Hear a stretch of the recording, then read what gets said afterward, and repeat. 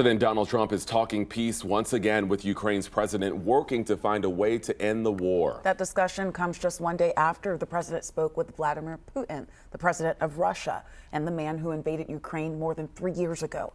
NBC's Aaron Gilchrist has more from Washington. A very good call. That's how President Trump described his phone call with Ukrainian President Volodymyr Zelenskyy to discuss a path to peace for the war in Ukraine that Russia started more than 3 years ago.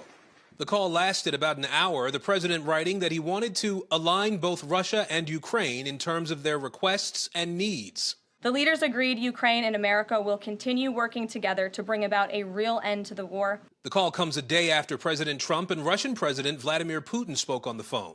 Talked about a lot of things and toward getting it to peace, and we talked about other things also. Ukraine has already accepted a U.S. proposal for a 30-day ceasefire, and the White House said Russia agreed to a 30-day ceasefire on energy and infrastructure. Russia, though, says it only agreed to stop targeting energy infrastructure. Whether a ceasefire even existed is in question.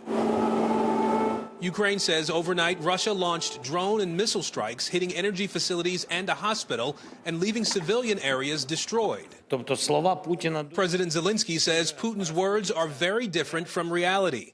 While Ukraine and many European leaders do not trust the Russian leader, President Trump frequently praises him as he seeks to reset U.S.-Russia relations. Putin actually said to me, if you're my friend, I'd hate to see you as my enemy. Today's call a relief to many after the Oval Office blow-up between President Trump and President Zelenskyy, as the path to find an end to the brutal war continues more than 3 years after it began.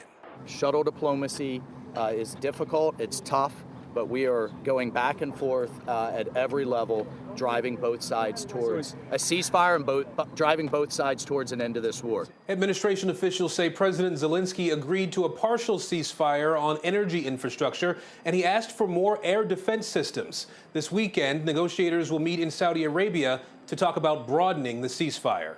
Aaron Gilchrist, NBC News, Washington.